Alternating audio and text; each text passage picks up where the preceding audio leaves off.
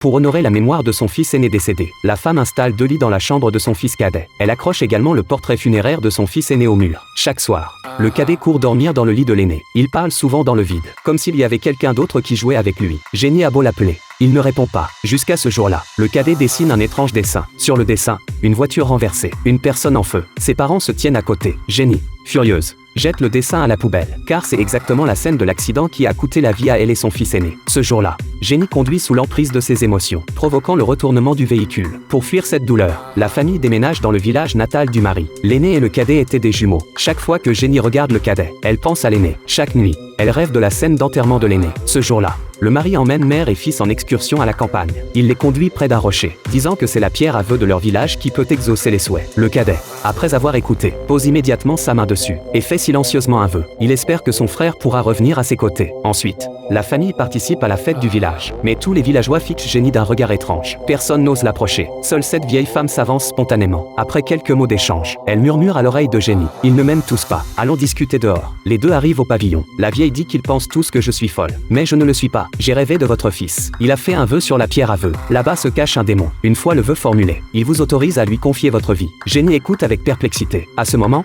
le mari sort chercher Jenny. Voyant la situation, la vieille glisse une adresse et quitte précipitamment les lieux. Jenny n'y prête pas trop attention, pensant qu'elle est vraiment folle. Jusqu'à minuit, en buvant du lait, quelque chose se coince dans sa gorge. En recrachant, elle découvre que c'est une herbe sauvage. Puis elle découvre que le cadet est sorti de la maison. Jenny se précipite dehors, pour découvrir que le cadet n'est pas du tout dehors. Elle retourne précipitamment dans la chambre de son fils. Découvre le cadet allongé dans le lit de l'aîné. Elle porte donc le cadet dans son lit, disant que c'est ton lit. Celui-là appartient à ton frère. Mais le fils dit: je ne suis pas le petit frère. Je suis le grand frère. Le petit frère est déjà parti. Elle reprend enfin ses esprits. Elle ne peut plus continuer ainsi. Le lendemain, elle range toutes les affaires de l'aîné. Le cadet fait encore des caprices, disant que tout cela lui appartient. Elle pense que le cadet a des problèmes psychologiques. Elle l'emmène donc voir un psychologue. Mais le médecin dit: la psychologie de l'enfant est principalement influencée par la mère. Si vous arrivez à retrouver votre équilibre émotionnel, l'enfant ira progressivement mieux. Jenny ne croit pas du tout les paroles du médecin. Elle va ensuite retrouver la vieille femme. La vieille dit qu'à l'époque, mon mari était pareil. Après avoir fait un vœu sous la pierre à vœux, il a été possédé par le démon. Puis il a été emmené de force par les villageois. La vieille lui tend alors une photographie. Et sur cette photo,